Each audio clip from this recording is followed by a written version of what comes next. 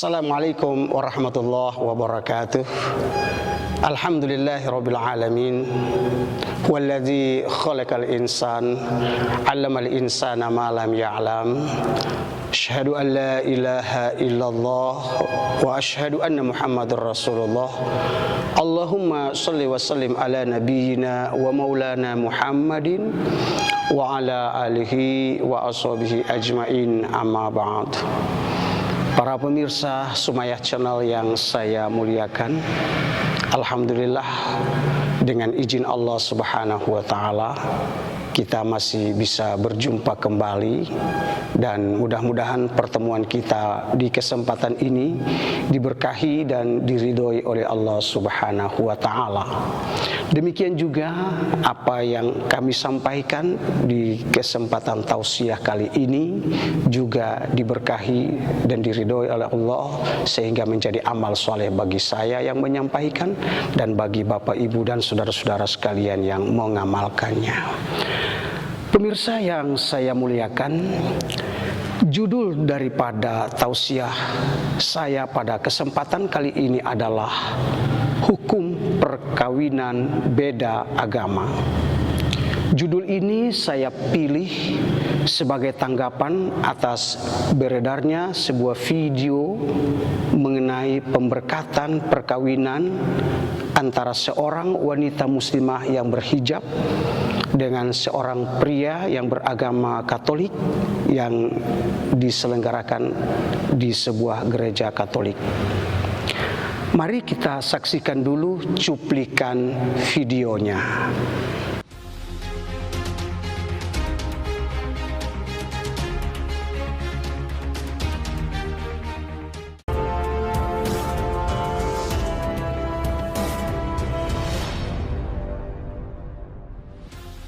Seorang wanita berjilbab menjalani pemberkatan nikah di gereja, viral di media sosial.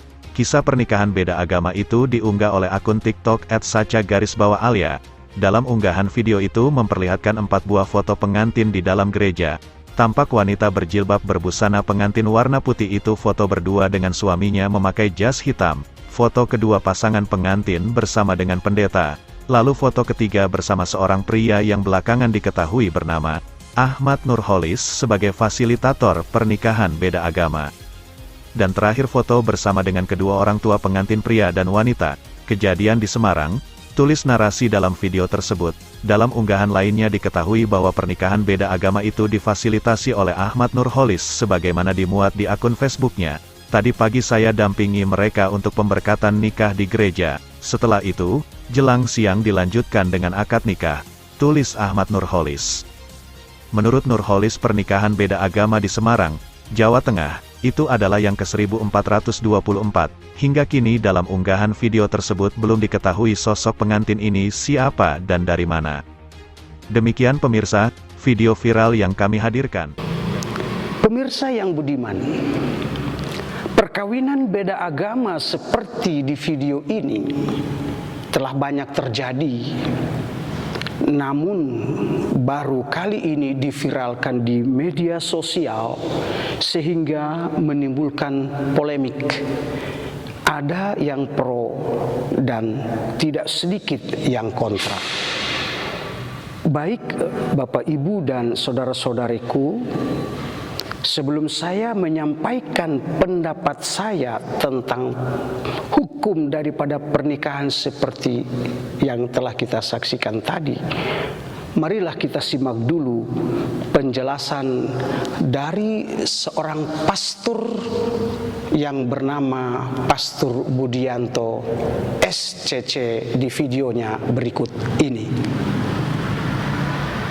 Saudara-saudari yang terkasih, hari ini saya akan berbicara tentang perkawinan beda agama.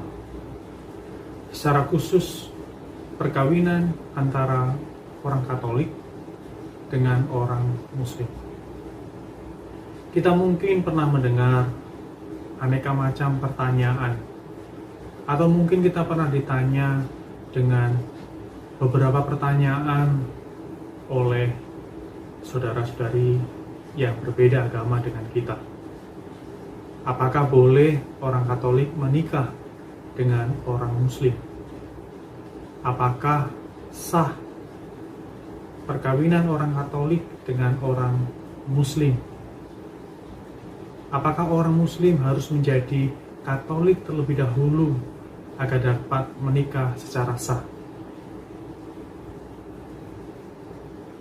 Dalam video kali ini saya akan mencoba untuk memberikan penjelasan berkaitan perkawinan beda agama. Pikir bahwa agar dapat menikah di Katolik, orang harus dikatolikan terlebih dahulu.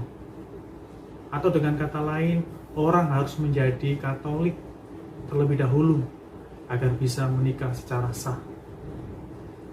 Pandangan seperti itu sepertinya didasarkan pada Undang-Undang Perkawinan tahun 1974 pasal 1 ayat 1 yang berbunyi, perkawinan adalah sah apabila dilakukan menurut hukum dan kepercayaannya itu. Sorry Pak Pastor, saya interupsi sebentar. Undang-Undang Perkawinan nomor 1 tahun 1974 yang disebutkan Pak Pastor itu telah diubah oleh anggota DPR Republik Indonesia. Undang-undang perkawinan itu telah berubah menjadi Undang-Undang Perkawinan nomor 16 tahun 2019. Dan pasal yang disebutkan oleh Pak Pastor, yaitu pasal 1 ayat 2 itu keliru. Seharusnya pasal 2 ayat 1 yang berbunyi sebagai berikut.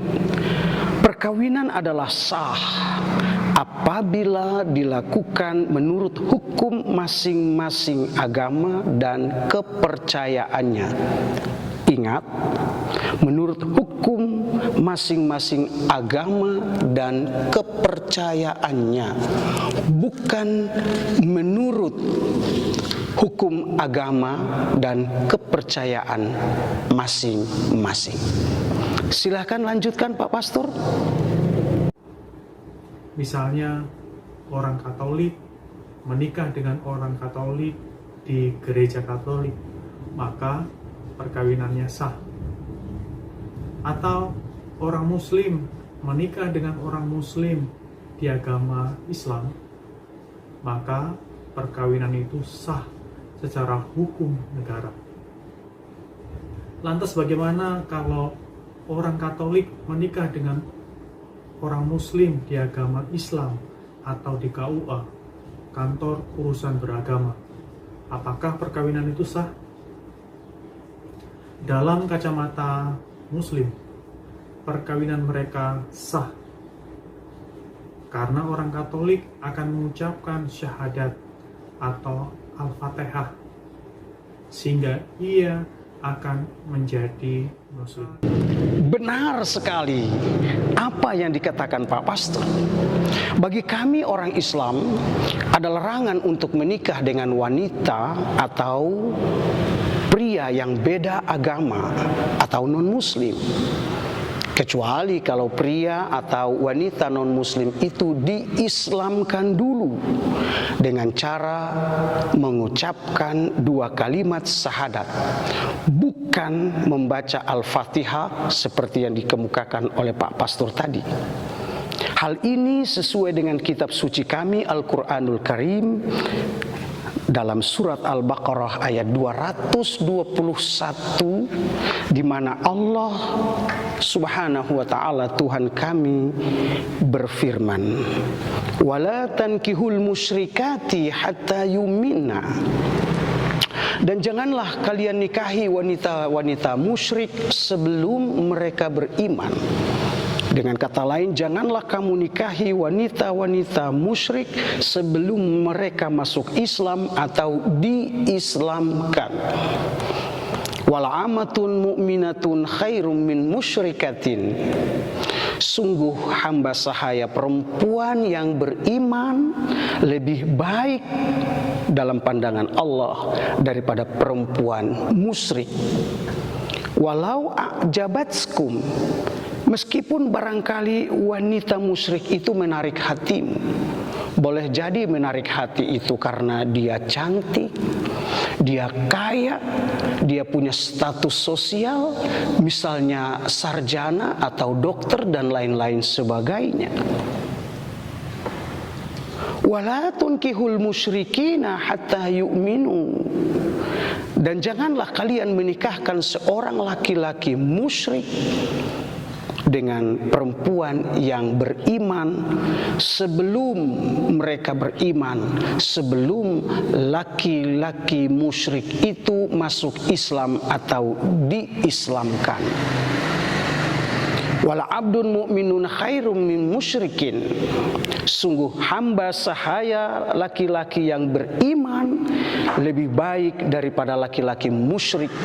Walau a'jabakum, meskipun lelaki musyrik itu menarik hatimu.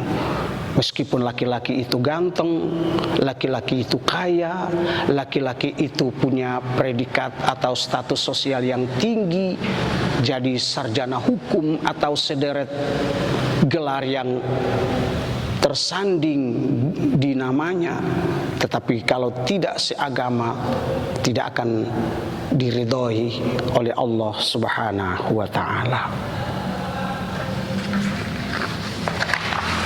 Kemudian Allah Subhanahu wa ta'ala lanjutkan, ulaika yad'una ilan nar, mereka mengajak kalian ke neraka, mereka menuntun kalian ke neraka. Wallahu yad'u ilal jannah, sementara Allah mengajak kalian ke surganya Allah. Wal maghfirah, dan ampunan Allah, biiznihi, dengan izin Allah. Kemudian Allah menutup firman Allah ini dengan berfirman, wa yubayyinu ayatihi linnas, dan Allah menerangkan ayat-ayatnya kepada manusia, la'allahum yatazakkarun, agar supaya manusia itu mengambil pelajaran. Kesimpulannya Bapak, Ibu, dan saudara-saudaraku sekalian, ayat ini mengharamkan seorang perempuan atau seorang laki-laki muslim menikah dengan laki-laki atau perempuan non-muslim. Baik, lanjutkan Pak Pastor. Kalau pasangan tersebut menikah, perkawinan mereka dianggap sah menurut agama Islam. Sebaliknya, agama Katolik melihat perkawinan mereka yang dilakukan di agama Islam atau KUA, kantor urusan agama, tidaklah sah karena orang Katolik terikat dengan aturan atau hukum Katolik. Karena perkawinan tersebut tidak sah, maka orang Katolik tidak dapat menerima sakramen-sakramen lainnya. Misalnya, pada saat perayaan Ekaristi, ia tidak diperkenankan untuk menerima tubuh Tuhan sebelum ia membereskan perkawinannya. Lantas bagaimana sebaliknya, kalau seorang Katolik menikah dengan orang Muslim di agama Katolik? Apakah perkawinan mereka sah? Dalam kacamata Muslim, perkawinan mereka tidak sah. Ya iyalah, pernikahan semacam ini tidak sah karena tidak sesuai dengan ayat yang telah saya sebutkan tadi. Oke, silakan dilanjutkan Pak Pastor. Sebaliknya, dalam kacamata Katolik, perkawinan mereka itu sah karena Katolik mengakui adanya perkawinan beda agama. Dan perkawinan beda agama ini sah jika perkawinan tersebut mendapat dispensasi disparitas kultus atau dispensasi beda agama. Di dalam perkawinan beda agama, pasangan yang non-Katolik atau yang Muslim tidak harus menjadi Katolik terlebih dahulu. Saya ulangi, pasangan non-Katolik tidak harus menjadi Katolik, sehingga ia tetap masih memeluk agamanya seperti sedia kala, yakni agama Muslim. Bapak, Ibu, dan saudara-saudaraku sekalian, kenapa Pak Pastor berpandangan seperti ini? Mau tahu? Mau tahu aja atau mau tahu banget? Baik, Pak Pastor berpandangan seperti ini karena mengikuti ajaran dari Paulus, bukan ajaran Yesus Kristus. Hal ini dapat kita baca di dalam surat Paulus kepada jemaatnya di Korintus. Mari kita baca 1 Korintus pasal 7 ayat 12 hingga 14. 1 Korintus pasal 7 ayat 12. Kepada orang-orang lain, aku, kata Paulus, bukan Tuhan.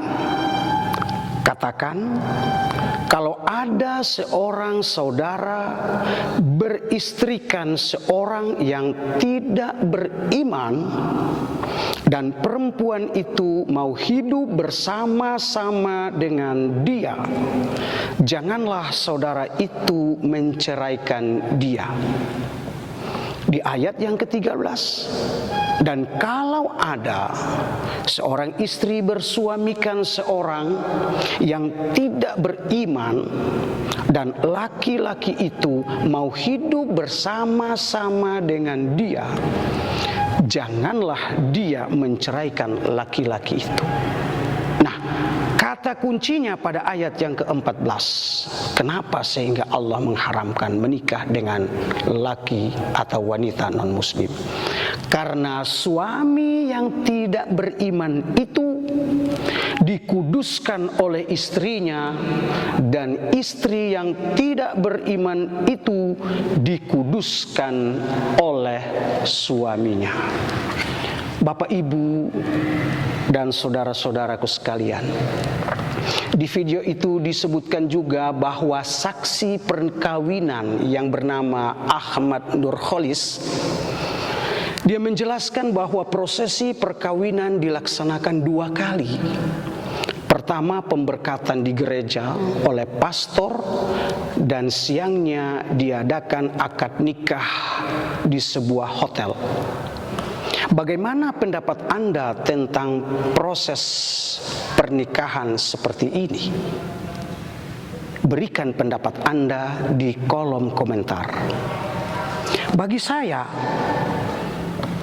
menurut kacamata Islam, jika pemberkatan dilakukan lebih dulu dan akad nikah atau ijab kabul dilakukan kemudian, maka akad nikahnya sah menurut undang-undang perkawinan dan syariat Islam jika keduanya atau kedua pasangan mengucapkan 2 kalimat syahadah.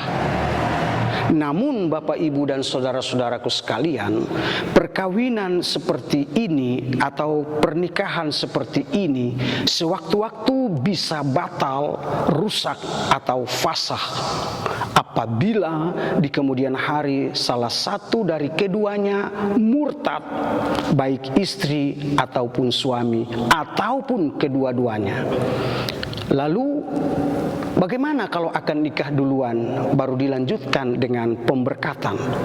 Jawabannya adalah akad nikah telah fasak, batal atau rusak, dan keduanya telah dianggap murtad meskipun dia tidak berganti agama.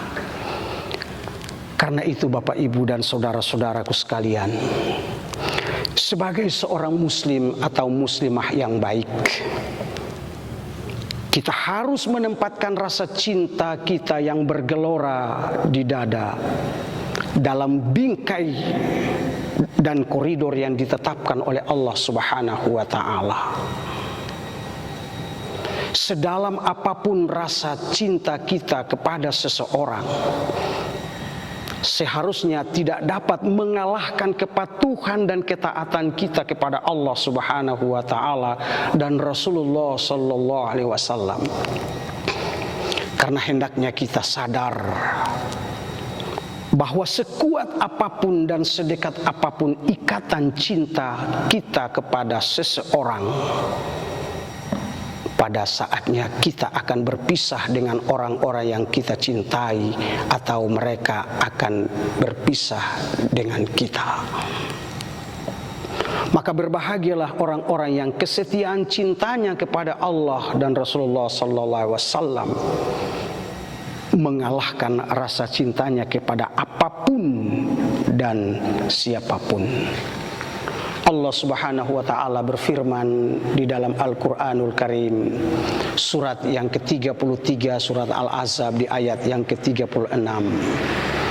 Wa ma kana lil mu'minin wa la mu'minatin idza qadallahu wa rasuluhu amara. Dan tidaklah pantas, tidaklah layak, tidaklah patut bagi laki-laki yang mukmin ataupun perempuan-perempuan yang mukmin. Iza qadallahu wa rasuluhu amra, jika Allah dan Rasulnya telah menetapkan suatu ketetapan, suatu hukum, ayyakuna lahumul khiyaratu min amrihim, mereka mencari ketetapan ataupun hukum lain dari ketetapan hukum dan ketentuan yang telah ditetapkan oleh Allah Subhanahu wa taala. Wa may ya'sillaha wa rasulahu faqad dhalla dhalalan mubina. Barang siapa yang berkhianat kepada Allah dan Rasulnya, maka sesungguhnya dia telah tersesat dengan kesesatan yang sangat jauh. Demikian firman Allah dalam Quran surat Al-Ahzab ayat 36. Rasulullah sallallahu alaihi wasallam pun bersabda, la yu'minu ahadukum, tidaklah beriman salah seorang di antara kamu, hatta yakuna hawahu taba'an lima ji'tu bihi, sehingga keinginan hatinya dan cita-citanya sesuai dengan apa yang aku bawa, kata Rasulullah, atau sesuai dengan syariat agama Islam. Bahkan Rasulullah bersumpah, wallazi nafsi biyadihi, demi zat yang nyawaku berada di dalam genggamannya, la yu'minu ahadukum, tidaklah dikatakan kalian orang yang beriman, hatta akuna ahabba ilaihi, sehingga dia lebih mencintai diriku, kata Rasulullah, bin waladihi, daripada anak-anaknya atau kedua orang tuanya, wan nasi ajmain, dan manusia semuanya. Dia harus menempatkan hukum Allah, Rasulullah di atas segala-galanya. Sami'na wa ata'na ghufranaka rabbana wa ilaikal masir. Billahi taufiq wal hidayah. Assalamualaikum warahmatullahi wabarakatuh.